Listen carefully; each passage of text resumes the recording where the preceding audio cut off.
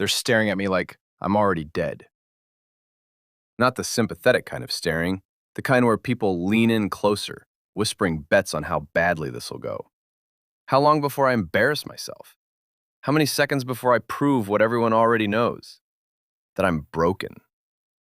The ballroom smells like champagne and alpha pheromones thick enough to choke on.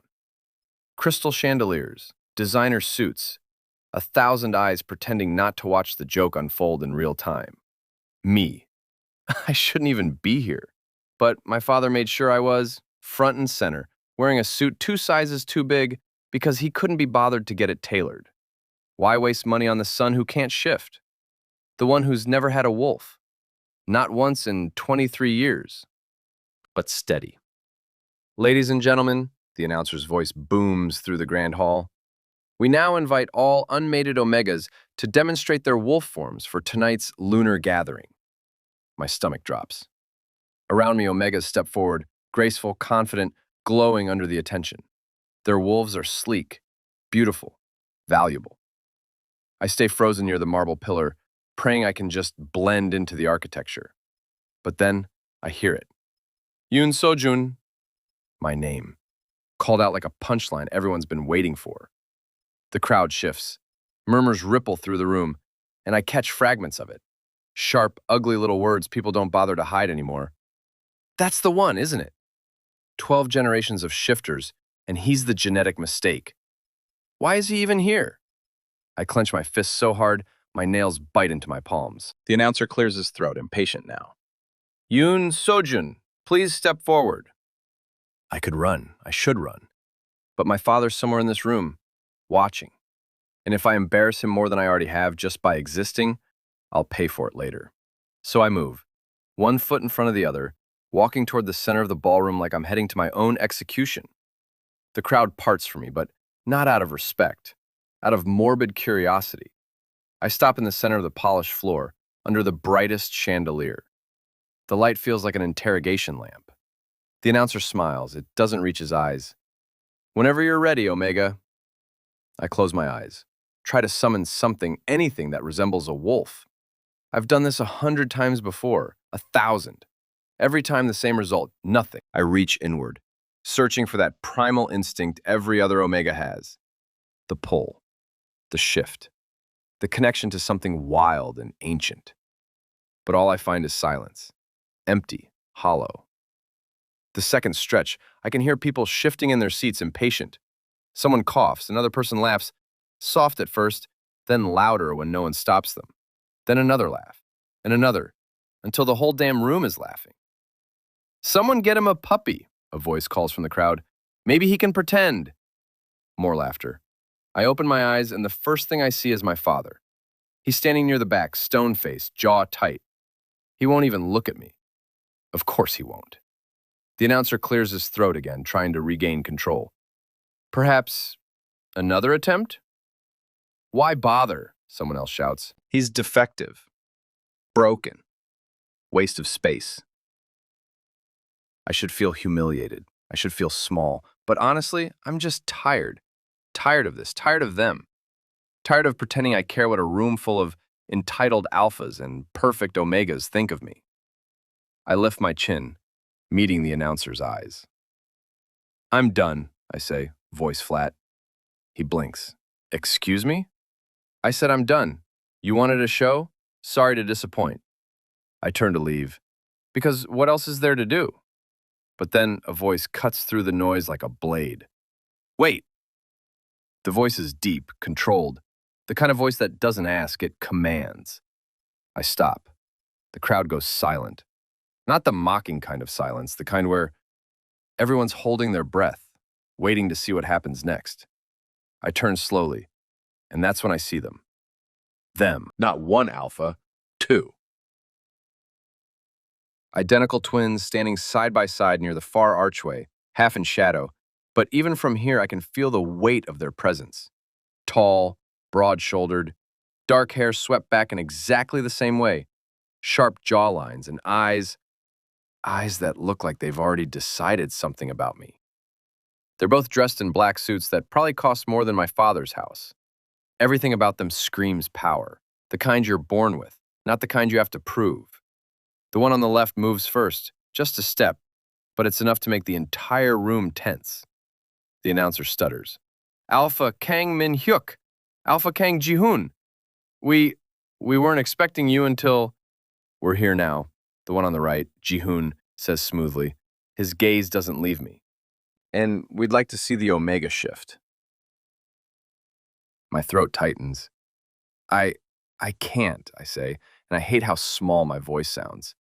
Min-hyuk tilts his head slightly, studying me like I'm a puzzle he's trying to solve. His twin mirrors the movement, so perfectly synchronized it's unnerving.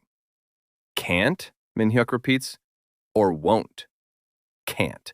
Trust me, if I could shift into a wolf and get the hell out of here, I would have done it years ago. A few people gasp at my tone. You don't talk to alphas like the Kang twins that way. Not if you value your life, but they just exchange a glance. And then they both smile. It's not kind. It's not cruel either. It's something else entirely. Curious. Interesting, Ji-hoon murmurs, taking a step forward.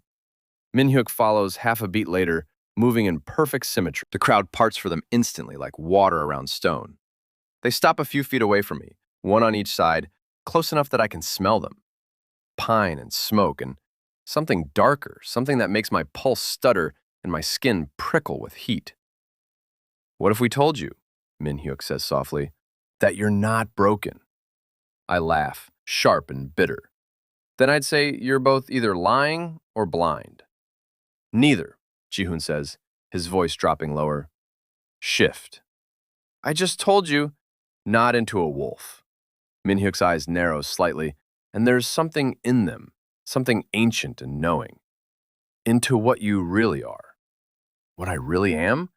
I stare at them, confused, but there's something in their expressions, something that makes my skin prickle with an instinct I don't understand. I don't trust us, Ji-hoon says. And then Min-hyuk adds, quieter, almost a whisper, let go. I don't know why I listen to them. Maybe it's the way they're looking at me. Not with pity, not with disgust, but with certainty. Like they know something I don't. Or maybe I'm just so damn tired of being the punchline that I'll try anything. I close my eyes. This time, I don't reach for the wolf.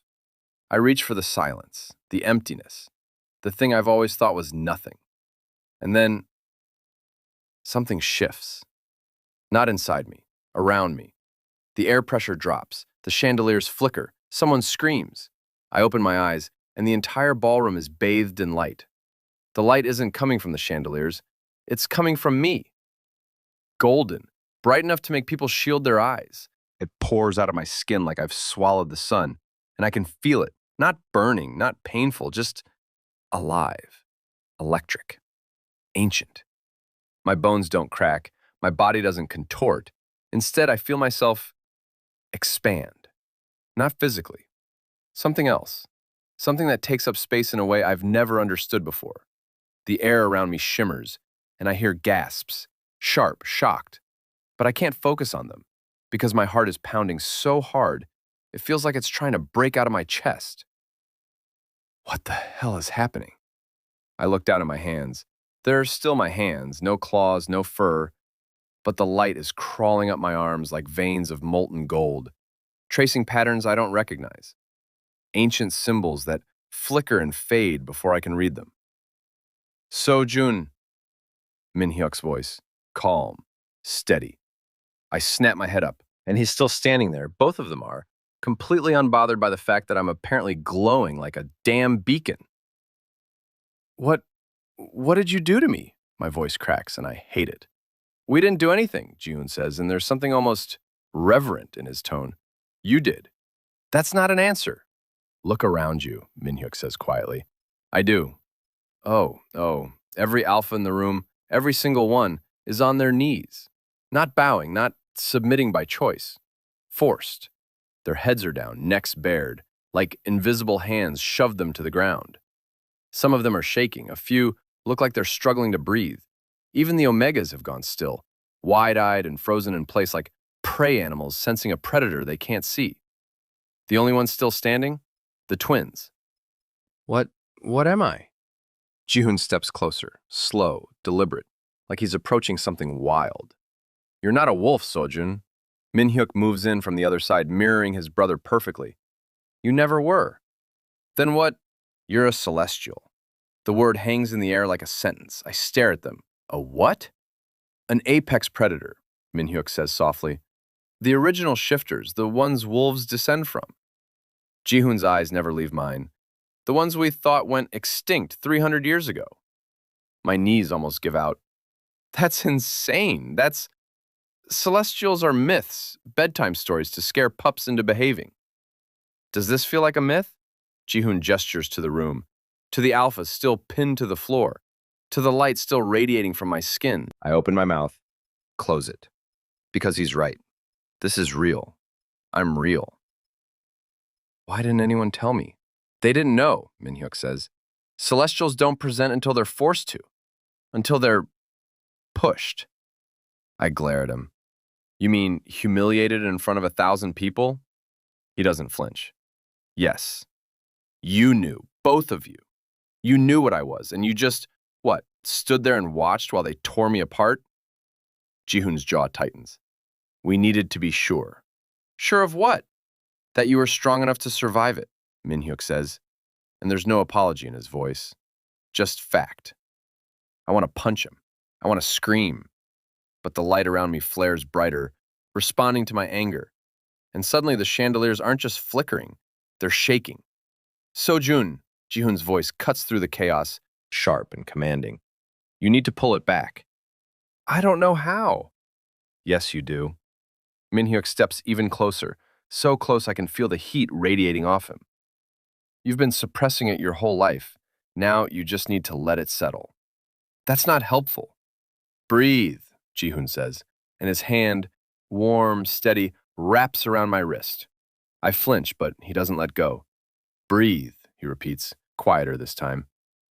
Min-hyuk mirrors him, his hand closing around my other wrist, and the touch is grounding, like an anchor pulling me back down to earth.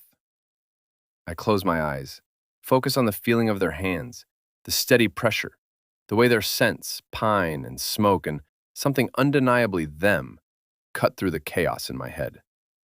Slowly the light begins to fade. The pressure in the room eases. The chandeliers stop shaking.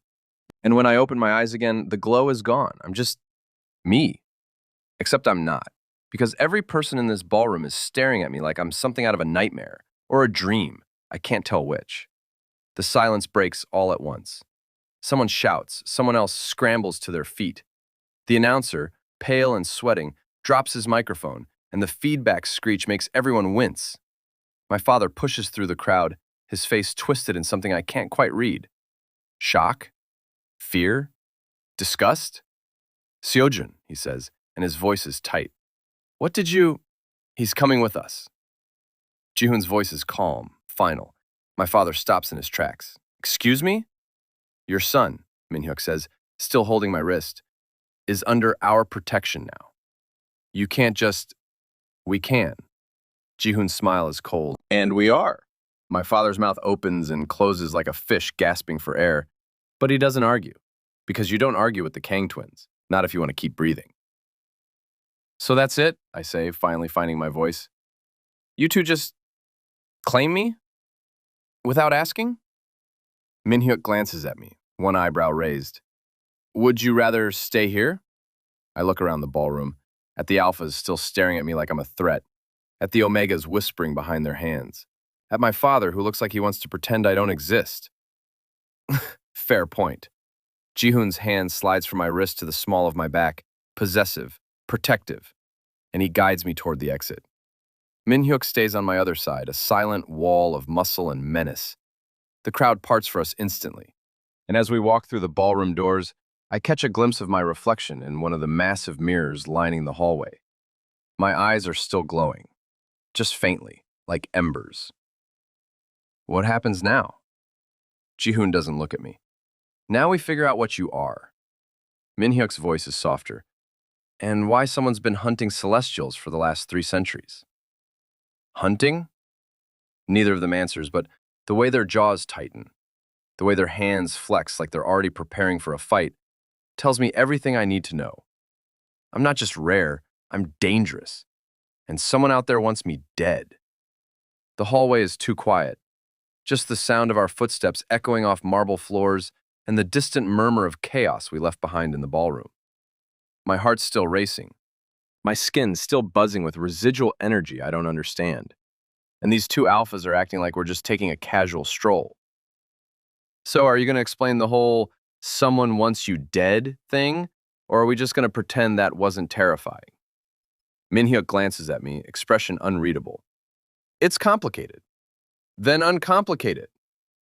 Not here, Jihoon says, hands still pressed against my lower back like he thinks I might bolt. Too many years. I stop walking. Both of them stop with me, turning in perfect sync. It's creepy how synchronized they are. Listen, I appreciate the whole dramatic rescue thing, really. But I'm not just going to follow you two into the night because you said so. Jihoon's eyebrow raises. No? No. I lift my chin. I don't know you. I don't trust you. And 5 minutes ago, you admitted you watched me get humiliated just to see if I'd, survive? That's messed up. Minhyuk's lips twitch, almost a smile. You're right. I blink. What? You're right, he repeats. It was messed up, and you have no reason to trust us. Jihoon steps closer, and I force myself not to back up. But you felt it, didn't you? When we touched you. I did. The grounding. The way the chaos in my head went quiet. Like their touch was the only thing keeping me from dissolving into light. That doesn't mean anything, I say, but my voice wavers. It means everything. Minhyuk's gaze is intense. Celestials bond differently than wolves. You don't choose a pack. You recognize your anchors. Anchors? The ones who keep you tethered, Jihoon says quietly. The ones who can pull you back when your power tries to consume you. I shake my head. That's convenient. Super convenient that you two just happen to be my magical anchors. We didn't say we were, Minhyuk corrects. We said we could be. What's the difference? Jihoon's eyes darken. The difference is choice. You can accept the bond or reject it. But either way, you need training. And protection. From who? The council, Minhyuk says, and his voice goes cold. The same people who sanctioned the celestial purge 300 years ago. My stomach drops. The council? The pack governing body? Those people? They've been hunting survivors for centuries, Jihoon says. Any bloodline that shows signs of celestial heritage gets eliminated. Quietly. My whole family, 12 generations of shifters. Are you saying they're all in danger because of me? No, Minhyuk's voice is firm. The gene's recessive. It only manifests in one individual per bloodline, sometimes skipping dozens of generations. You're the only one at risk. Oh, well, that's comforting. Jihoon's hand slides from my back to my shoulder, and the touch sends a jolt of warmth through me that I absolutely hate because it feels too good. Don't. He lets his hand drop, but his eyes never leave mine. You felt that. I didn't feel anything. Liar, Minhyuk says, almost amused. You know what? Maybe I'll take my chances with the council. At least they're not gaslighting me about magical bonding nonsense. I turn to leave, but Jihoon moves faster than I can track. Suddenly he's blocking my path, and the look on his face isn't playful anymore. It's serious. 3 days ago, an Omega in Portland showed signs of celestial heritage. Healer noticed the pattern during a routine exam. His jaw tightens. He was dead within 24 hours. House fire. Ruled accidental. My blood runs cold. That's... 2 weeks before that, Boston, a young Omega started glowing during his heat. Minhyuk's voice is flat. Car accident, no witnesses. Stop, I whisper. 5 months ago, Seattle. An Omega who couldn't shift suddenly shifted into something that wasn't a wolf. Jihoon steps closer. Disappeared. Body never found. Why are you telling me this?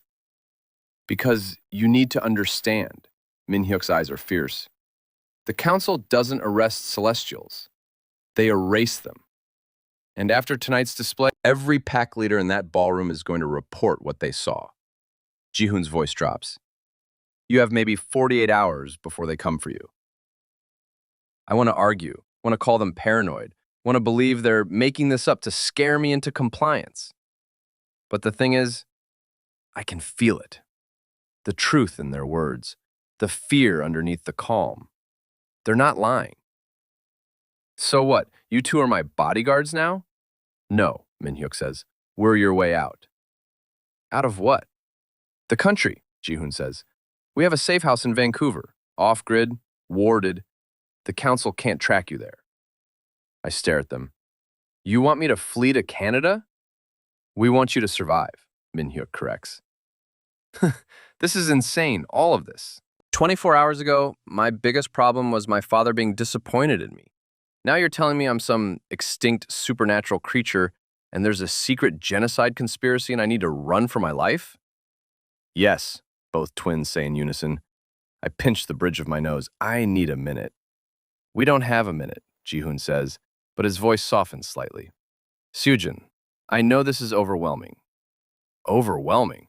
That's the understatement of the century. Min-hyuk moves to my other side, and suddenly I'm flanked by them again. We're not asking you to trust us completely, just enough to let us keep you alive. And then what? I look between them. I just hide forever? Never see my family again? Never have a normal life? Your life was never going to be normal, Jihoon says quietly. Not after tonight. He's right. I know he's right. But admitting that feels like giving up. Like accepting that everything I thought I knew about myself was a lie. I need air, I say suddenly, pushing past them. This time they let me go. I make it 3 steps before my knees buckle. The exhaustion hits all at once, like every ounce of energy I had just evaporated. My vision blurs and I feel myself falling. But I don't hit the ground. Strong arms catch me. 2 sets, 1 on each side. I've got you, Min-hyuk murmurs against my ear. We've got you, Jihoon echoes. And despite everything, despite the fear and confusion and anger, I believe them. I hate that I need you. Min-hyuk's chest rumbles with a low sound, almost a growl, but softer. We know. Jihoon's thumb brushes against my pulse point. You don't have to like it. You just have to let us help. I close my eyes, leaning into their support because I literally can't stand on my own anymore. Fine, but I'm not going to Canada. Then where? Min-hyuk asks. If I'm going to be hunted, I at least want decent coffee. Take me to Seattle. Jihoon laughs. Actual, genuine laughter. Seattle's on the list. Then it's perfect, I say. If I'm going to die, might as well go down caffeinated. Min-hyuk's grip tightens on me, and his voice drops to something almost possessive. You're not going to die. How do you know? Because, Jihoon says, and there's steel in his voice, we won't let you. And the scariest part? I think they mean it. They carry me, not like I'm fragile, like I'm precious. Min-hyuk has one arm around my waist, supporting most of my weight. Jihoon's hand is pressed between my shoulder blades, steadying me as we move through a side exit I didn't even know existed. The night air hits my face cold and sharp, and I suck in a breath that tastes like rain and exhaust fumes. There's a car waiting, Jihoon says, and sure enough, a sleek black SUV idles at the curb. Tinted windows, no plates, of course. I can walk. You can barely stand, Min-hyuk counters, but there's no mockery in his voice, just observation. Then I'll crawl, just put me down.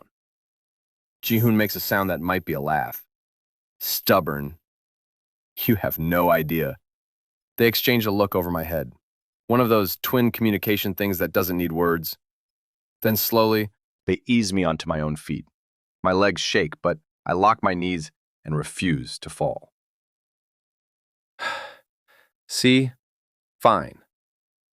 Sure, Min-hyuk says, but he stays close enough that I can feel the heat radiating off him. Totally fine. The SUV door opens, and a man steps out. Older, graying hair, sharp eyes that sweep over me once before landing on the twins. This him? he asks.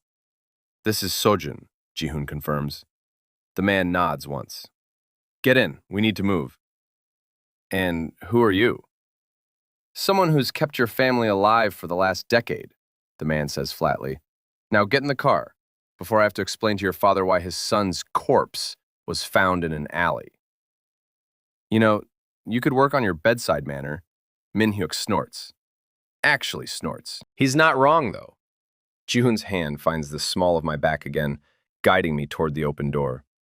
Seojun, please. There's something in his voice. Not command, not demand, request. If this is a kidnapping, I'm giving you guys terrible reviews. Noted, Min-hyuk says, climbing in after me. Ji-hoon slides in on my other side, and suddenly I'm sandwiched between two enormous alphas in the back of a car that smells like leather and their combined scents. It's overwhelming. The older man gets in the driver's seat and the car pulls away from the curb smoothly, too smoothly, like he's done this 1,000 times. Where are we going, I ask. Safe location, the driver says. 2 hours north. That's not Seattle. Seattle's a trap right now, Ji-hoon says. The council has eyes on every major city. We need to lay low first. Min-hyuk leans back, but his thigh is pressed against mine. Probably an accident, probably. So what's the plan? Hide in the woods until they forget about me? The council doesn't forget, the driver says, but they can be distracted. Distracted how? We're working on it, Min-hyuk says, and there's an edge to his voice that makes me think, I don't want to know the details. The car picks up speed, merging onto the highway. Rain starts to spatter against the windshield, and the city lights blur into streaks of gold and red. I close my eyes. You should rest, Ji-hoon says quietly. I'm fine. You're shaking. I open my eyes and look down. He's right, my hands are trembling in my lap. It's just adrenaline. It's power depletion, Min-hyuk corrects. You burned through everything you had back there. Your body needs time to recover. How long? Depends. Ji-hoon's hand slides over mine, stilling the tremors. On how much you've been suppressing. Could be hours, could be days. His touch is warm, grounding. I should pull away. I don't. Why are you helping me? The question hangs in the air for a long moment. Min-hyuk speaks first. Because we know what it's like to be hunted. I turn to look at him. You're alphas. You're the Kang twins. Who the hell would hunt you? His jaw tightens. The same people hunting you. That doesn't make sense. The council only goes after celestials. Not only, Ji-hoon says, and his voice is cold. They go after anyone who threatens their control. Anyone who is too powerful, too different. Min-hyuk's eyes meet mine. Our father was an alpha. Our mother was something else. What kind of something else? A hybrid, Ji-hoon says. Half wolf, half celestial. Wait, so you two are quarter celestial, Min-hyuk confirms. Not enough to manifest the full power, but enough to recognize it in others. Enough to be targets, Ji-hoon adds. Our mother was killed when we were 12, made to look like a rogue attack. I'm sorry. Don't be, Min-hyuk says. Be angry. That's what keeps you alive. The car hits a pothole, and I'm jostled against Ji-hoon's side. He doesn't move away. Neither do I. So this is personal for you. Very, Ji-hoon says. And what happens if I don't want your help? If I just want to go back to my normal, boring life and pretend none of this happened? Min-hyuk's laugh is bitter. Then you'll be dead within a week. Comforting. We're not here to comfort you, Ji-hoon says. We're here to keep you alive, whether you like it or not. You know, for someone trying to be my anchor, you have a terrible attitude. His lips twitch. Almost a smile. You haven't exactly been cooperative. Because you're asking me to trust two strangers who admit they let me suffer just to test me. We didn't let you suffer, Min-hyuk says, and there's heat in his voice now. We needed you to manifest. If you hadn't shifted tonight, the council would have dismissed you as another failed bloodline. You'd be safe. But you wouldn't, Ji-hoon adds. Eventually, power would have killed you. Celestials who never manifest burn out from the inside. It's not pretty. So you saved my life by ruining it? We saved your life, Min-hyuk says firmly. What you do with it now is up to you. The car takes an exit, and the city lights fade behind us. Trees close in on either side of the road, dark and dense. Where is this safe house? Middle of nowhere, the driver says. No cell service, no neighbors, no counsel. Sounds isolating. Sounds alive, Ji-hoon counters. I lean my head back against the seat, suddenly too tired to argue. The exhaustion is pulling at me like a tide, dragging me under. How long until we get there? An hour, Min-hyuk says. You should sleep. Can't. Too wired. But my eyes are already closing. I feel Ji-hoon shift beside me, and then something soft settles over my shoulders. A jacket. His jacket, probably, because it smells like him. I don't need... Just rest, Min-hyuk murmurs, and his hand brushes hair back from my forehead. The touch is gentle. Too gentle for someone who claims this is just about survival. I want to say something clever, something cutting. But the warmth of their presence, the steady rhythm of the car, the exhaustion pulling at my bones, it's too much. Don't let me die, I whisper. Never, Ji-hoon says, and his voice is the last thing I hear before the darkness takes me. I'm floating, no, falling, through light and shadow and something that feels like memory but isn't mine. I see a woman with golden eyes and wings made of fire. She's screaming. I see the twins, younger, smaller, covered in blood that isn't theirs. I see the council chambers, black robes, cold faces, a gavel coming down, guilty, extinct, erase. And then I see myself, standing in the center of the ballroom, glowing, burning. But I'm not alone. Two figures stand on either side of me, anchors. The dream shifts, and suddenly I'm drowning. Light pouring out of me, too fast, too bright. I'm dissolving. But hands catch me, pull me back, hold me together.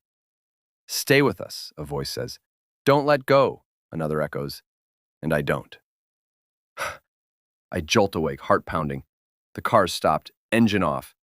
Rain hammering against the roof.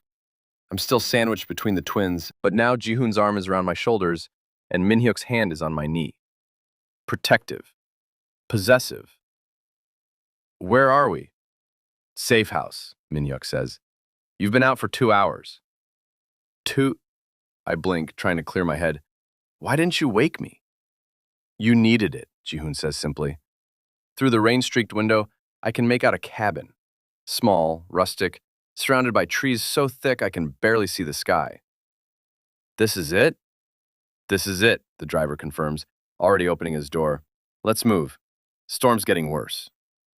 Ji-hoon opens his door first, then turns to help me out. I ignore his hand and climb out on my own, even though my legs are still shaky. The rain soaks through my clothes instantly, cold and relentless. Min-hyuk appears at my side, jacket over his head to shield us both. Come on! We run for the cabin and the driver unlocks it with practiced efficiency. The door swings open and we stumble inside. It's dark, smells like pine and dust and something else, something old. Lights? I ask.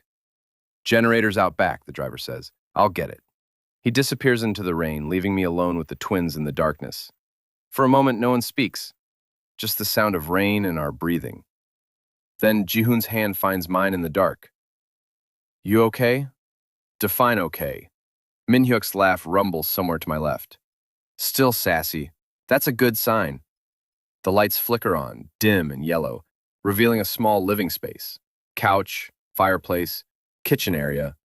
2 doors leading to what I assume are bedrooms. Looking around. Cozy. It's secure, Ji-hoon says. That's what matters. Min-hyuk moves to the fireplace, already building a fire. There's food in the pantry. Clothes upstairs. Make yourself comfortable. Oh, sure, I'll just settle right into my kidnapping accommodations. Ji-hoon steps closer, and in the firelight, his eyes look almost molten. This isn't a kidnapping, Seojun. Then what is it? His voice drops. Survival. And the way he's looking at me, like I'm something worth surviving for. I turn away before he can see the flush rising to my cheeks. I need a shower and clean clothes, and about 3 days to process everything that's happened. Bathroom's through there, Min-hyuk says, pointing. Towels in the cabinet. I head for the door, but Ji-hoon's voice stops me. Seojun. Yeah? We meant what we said. You're safe here. For how long? Neither of them answers, because we all know the truth. Nowhere's safe. Not really. Not for something like me. The bathroom is small, cramped. A single light bulb flickers overhead, casting shadows that make everything feel even more claustrophobic. I lock the door behind me and lean against it, finally letting myself breathe. What the hell am I doing? I'm in the middle of nowhere with two alphas I barely know, being hunted by some shadowy council that apparently kills people like me for sport. My entire life just got flipped upside down in the span of 3 hours. And the worst part? I can still feel their hands on me. Warm, steady, like they left imprints on my skin. I push off the door and turn on the shower, cranking the heat as high as it'll go. Steam fills the tiny space, and I strip off my soaked clothes, letting them fall in a heap on the floor. The water scalds when I step under it, but I don't care. I need to feel something other than this constant low-grade panic that's been thrumming through my veins since the ballroom. I close my eyes and let the water pound against my shoulders. The light. The power. The way every alpha in that room dropped to their knees. I did that. Me. The pathetic omega who couldn't shift. The disappointment. The genetic failure. Except I was never a failure. I was just something else. Something that gets you killed, apparently. I stay in the shower until my skin is red and the water runs cold. Then I wrap a towel around my waist and dig through the cabinet for something clean to wear. There's a t-shirt, too big. Smells faintly like cedar and rain. It smells like them. I pull it on anyway because it's either that or the clothes I was wearing, which are currently in a soggy pile by the door. When I step out of the bathroom, the fire's going strong. The cabin actually looks warm now, almost inviting. Min-hyuk's on the couch, boots off, reading something on his phone. Ji-hoon's by the window, staring out at the rain. The driver's nowhere to be seen. Where's your friend? Perimeter check, Min-hyuk says without looking up, making sure we weren't followed. Were we? No. Ji-hoon turns from the window, and his eyes track down my body once before snapping back to my face. That shirt looks good on you. It's the only clean thing I could find. I know. There's a hint of amusement in his voice that makes me want to throw something at him. Instead, I move to the fire, holding my hands out to the warmth. So, what now? We just sit here and wait for the council to find us? No, Min-hyuk says, finally setting his phone down. Now we train you. I turn to look at him. Train me to do what? Control your power, Ji-hoon says, moving away from the window. Right now, you're a beacon. Every time you lose control, you light up like a signal flare.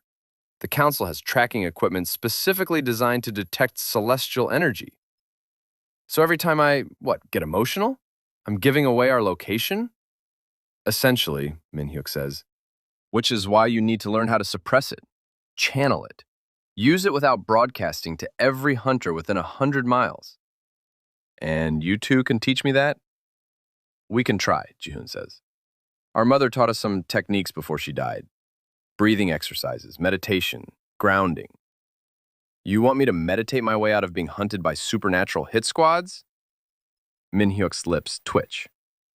When you put it like that, it sounds ridiculous.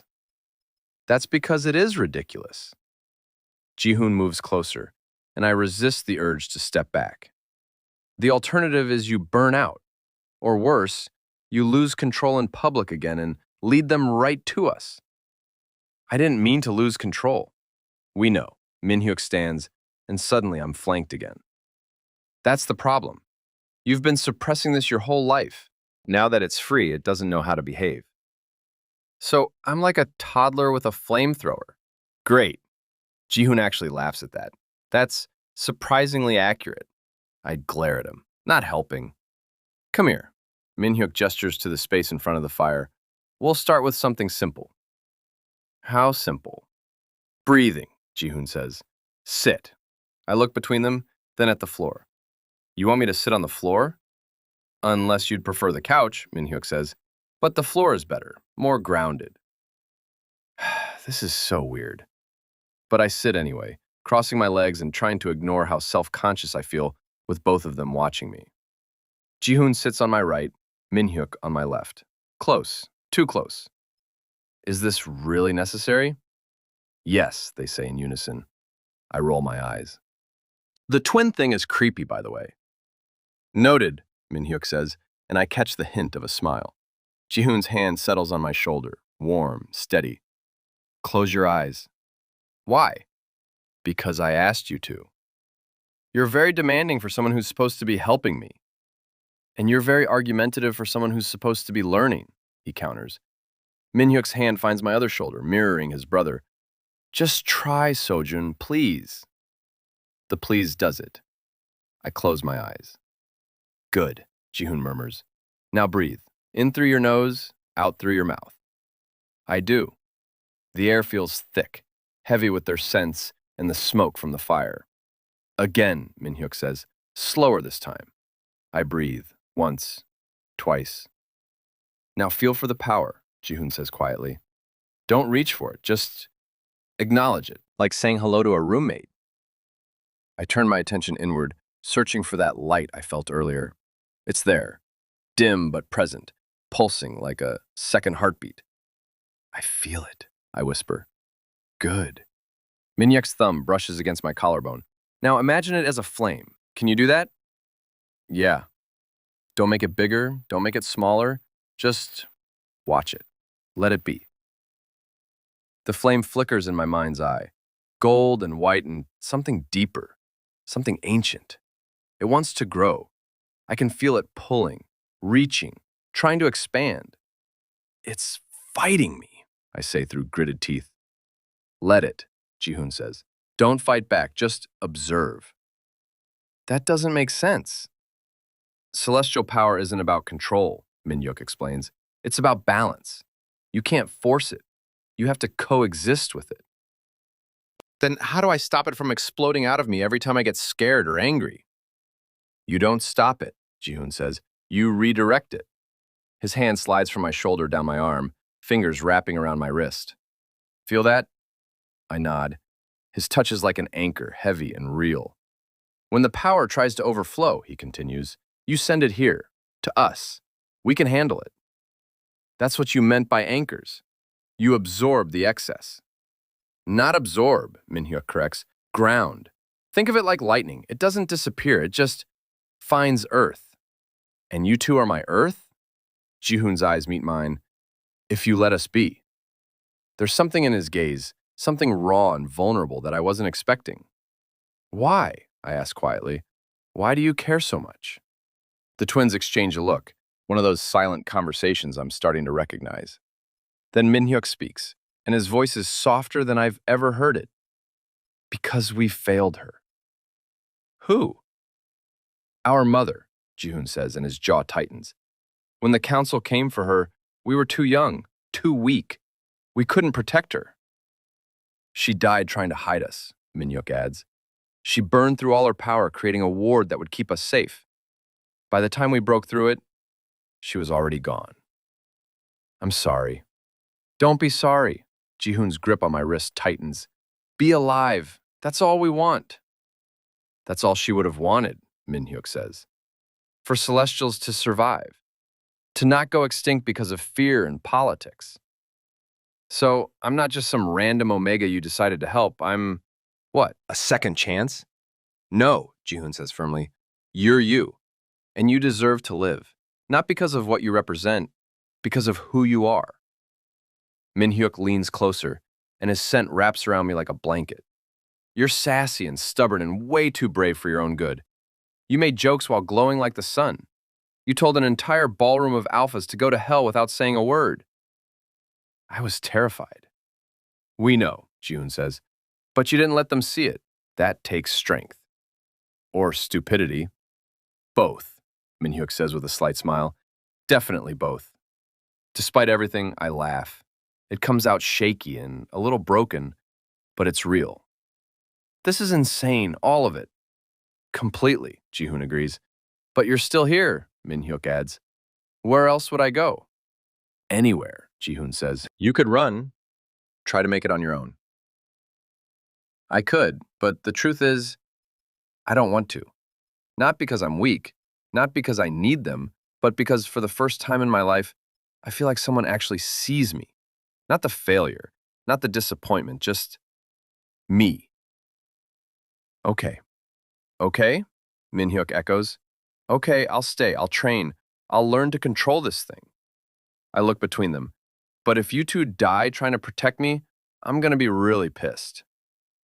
Ji-hoon's smile is slow and devastating. Noted.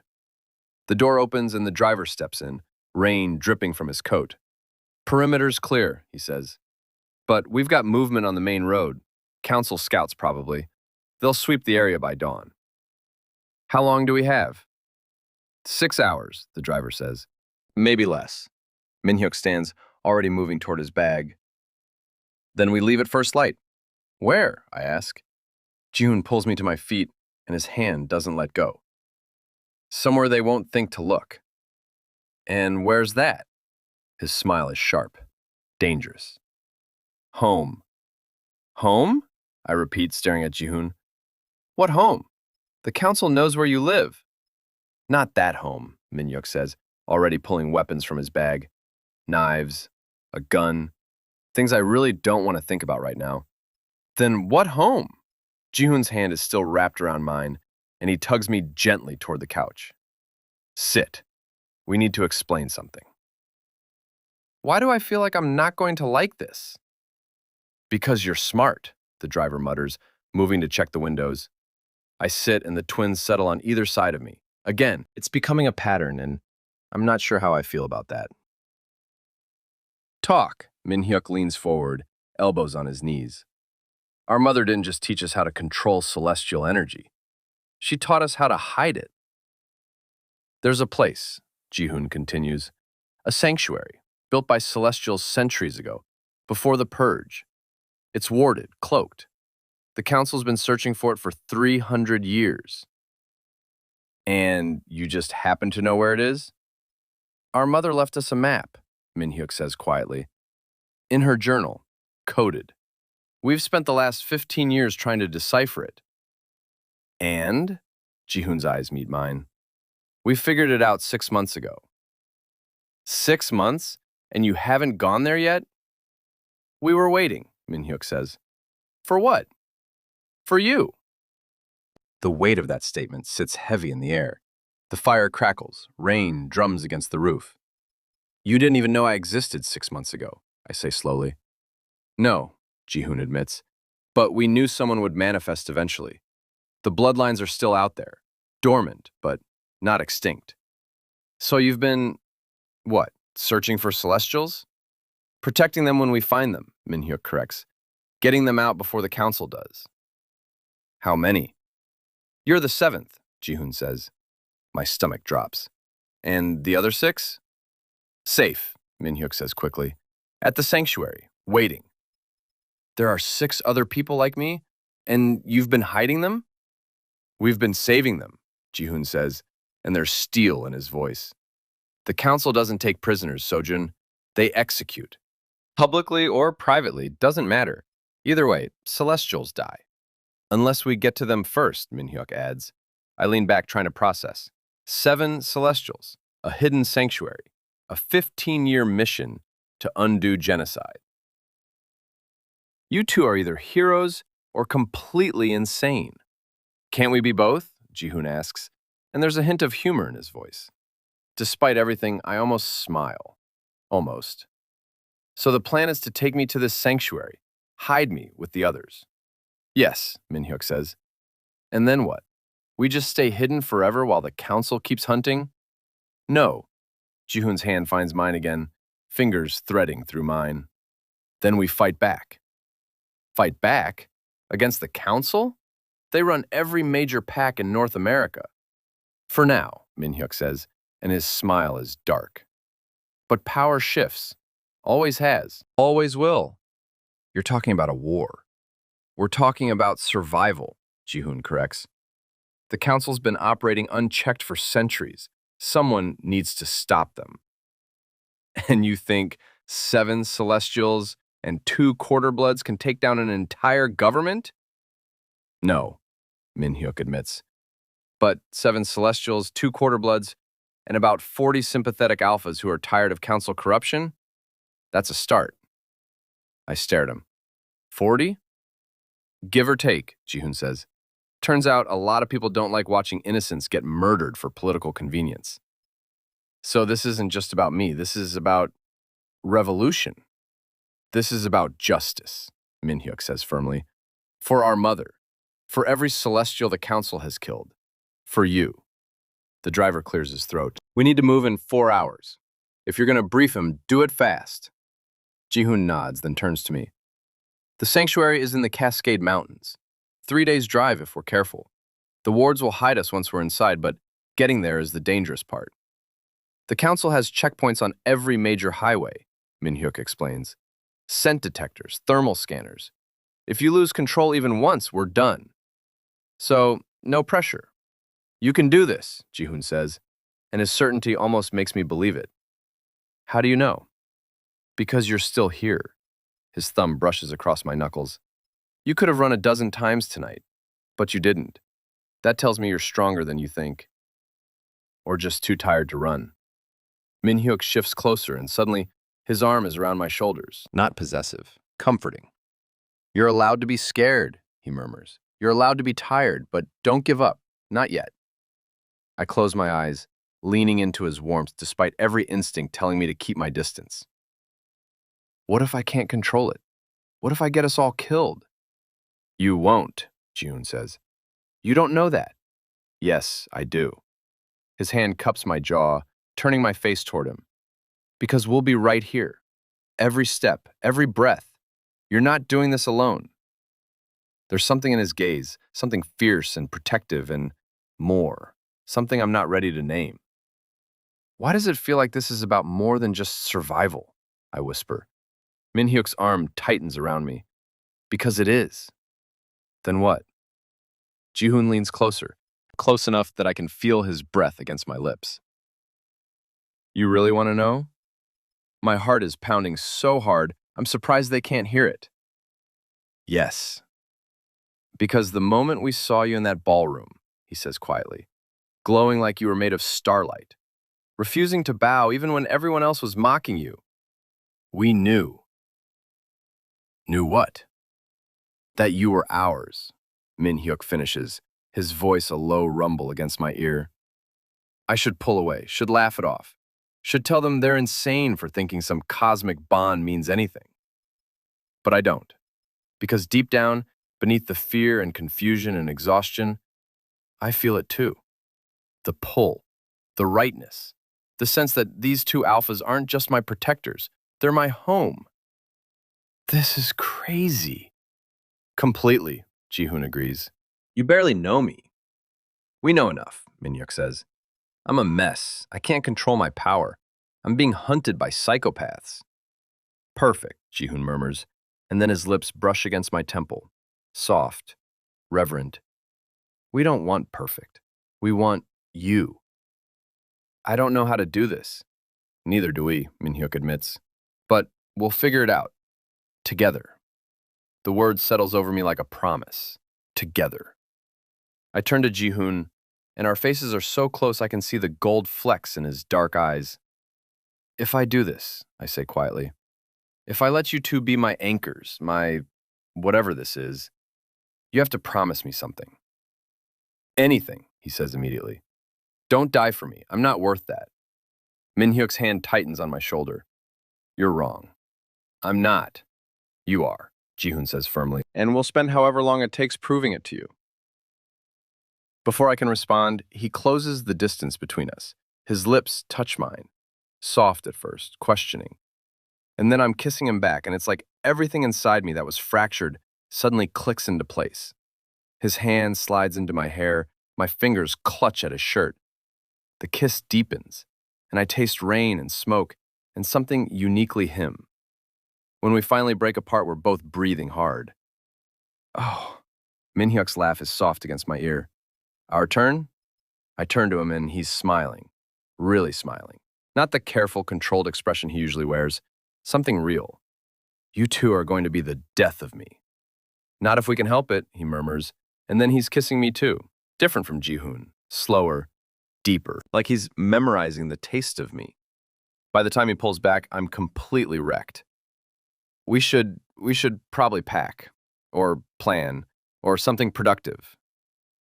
Probably, Ji-hoon agrees, but neither of them moves. The driver coughs loudly. If you three are done, we really do need to leave soon. Right, imminent danger, council scouts, revolution. I clear my throat and stand, immediately missing their warmth. Okay, what do I need to do? Stay close, Min-hyuk says, and trust us. Ji-hoon stands too, and his hand finds the small of my back. We'll get you to the sanctuary, I promise. And then we change everything, he says simply. Change everything. The words are still echoing in my head when the window explodes. Glass shards spray across the room. I throw my arms up instinctively, but Ji-hoon's already pulling me down, his body covering mine as something metallic clatters across the floor. Grenade! The driver shouts. Min-hyuk kicks it, hard. It skitters back through the broken window and detonates outside with a boom that shakes the entire cabin. They found us, I breathe. Move! Ji-hoon hauls me to my feet and we're running, through the kitchen, toward the back door, but it bursts open before we reach it. 3 figures in black tactical gear, weapons raised, the council emblem stark white on their shoulders. Yoon Seojun, one of them says, voice flat. You're coming with us. Like hell he is, Min-hyuk snarls, and suddenly he's shifted. Not fully, just enough that his eyes glow amber and claws extend from his fingertips. The lead operative doesn't flinch. Stand down, Kang. This doesn't concern you. Everything about him concerns us, Ji-hoon says coldly, moving to flank his brother. The operative's weapon shifts slightly, aimed at me now. The council has issued a containment order. The Celestial comes with us, alive or dead. What about the others? I ask, trying to keep my voice steady. The 6 you already took. Where are they? The operative's expression doesn't change. Contained. That's not an answer. It's the only one you're getting. And just like that, I feel it. The power rising up inside me like a tidal wave, hot and bright and furious. Seojun, Ji-hoon warns, sensing it. Don't. But I'm already glowing. Light pours from my skin, and the operatives stumble back, shielding their eyes. One of them raises a device, something that beeps frantically. Celestial energy spiking, he reports into his comm. Level 8 and climbing. Seojun, Min-hyuk's voice cuts through the chaos. Look at me! I do. His eyes are fierce, steady. Breathe, he says. Channel it, like we practiced. But it's too much. Too fast. The fear and anger are feeding it, making it spiral out of control. The cabin's walls start to crack. The remaining windows shatter. The fire in the fireplace roars up, flames licking the ceiling. He's going to bring the whole place down, one operative shouts. Then sedate him, another yells back. A dart whistles through the air. Ji-hoon moves faster than should be possible, catching it mid-flight. You're not touching him. This is your last warning, the lead operative says, and his weapon is trained on Ji-hoon now. Stand down or we will use lethal force. Don't, I gasp. Don't hurt them. I'll go. Just don't hurt them. No, both twins say it at once. I'm not letting them kill you because of me. My voice cracks. I'm not worth it. Yes, you are, Min-hyuk says fiercely. The operative's finger tightens on the trigger. And then the driver appears behind him, knife to his throat. Drop it, he says quietly. The operative freezes. His teammates swing their weapons toward the driver. Mexican standoff. Please, I whisper. Please, just let us go. Can't do that, the operative says. Council's orders are absolute. Then the council's going to have a problem, a new voice says from the doorway. Everyone turns.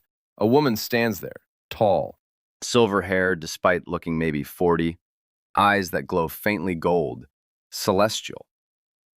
Who the hell are you? The operative demands. Someone who's tired of watching children die, she says calmly, and then she lifts her hand. The operatives scream. They don't burn, don't explode, they just fold.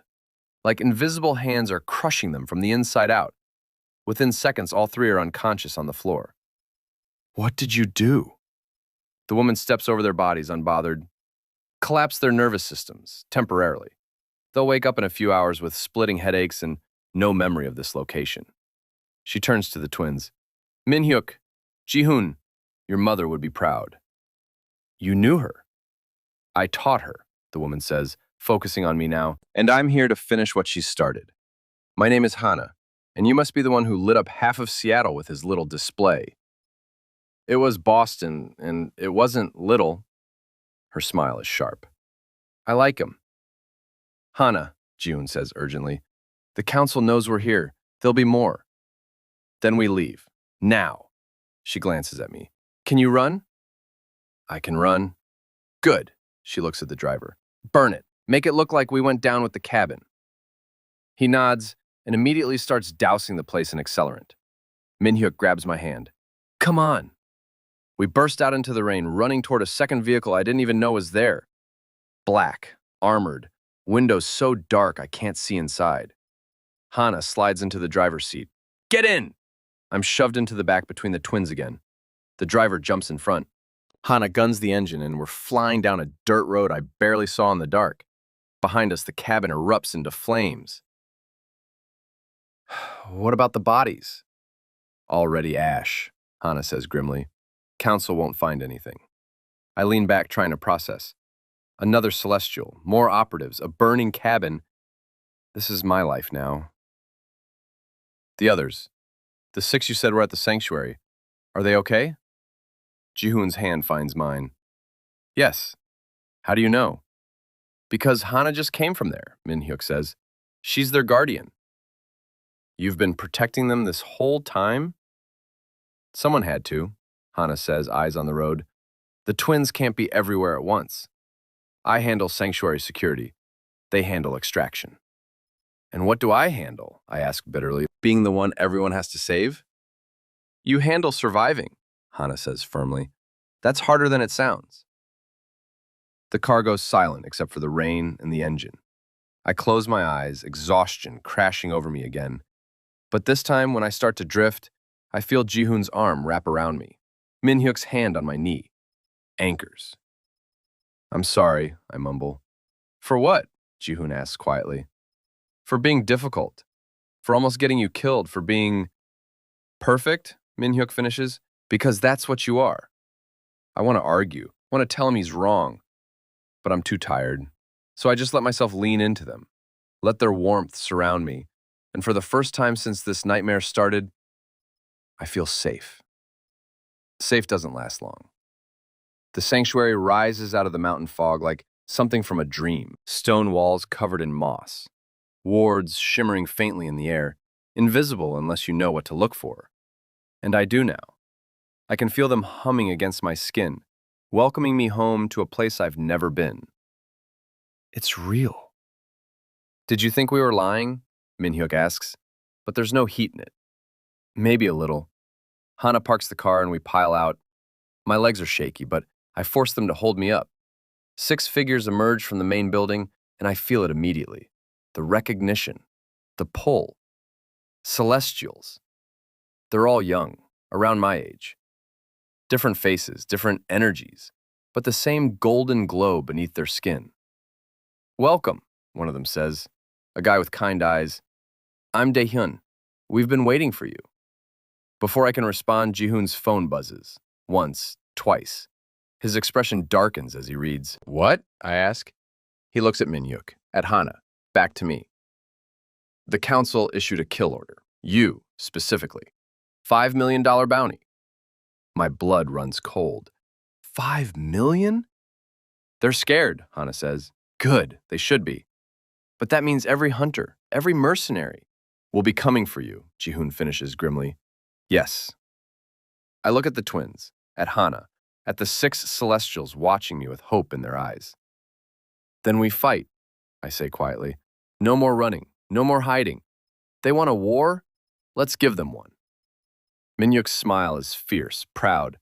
There's our Omega. Ji-hoon pulls me close, pressing his forehead to mine. Together. Together, I echo. And I finally believe it. 3 months later, the council falls. Not with violence, with exposure. Every crime, every murder, every genocide documented and broadcast to every pack in North America. Hana's doing. She's been collecting evidence for decades. The Celestials aren't extinct. We're thriving. 7 became 12, 12 became 20. And with the twins and their 40 sympathetic alphas, We built something the council never saw coming. A new order. You okay? Jihoon asks, wrapping his arms around me from behind. Minhyuk joins us, completing the circle we've formed over these months. Better than okay, I say, and I mean it. My father tried to contact me once. I didn't answer. Some bridges deserve to burn. The operatives who attacked the cabin woke up with no memory and resigned within a week. And me? I learned to control the light, channel it, use it to protect instead of destroy. Turning to face them, I never thanked you for saving me. You saved yourself, Jihoon says. We just gave you the space to do it.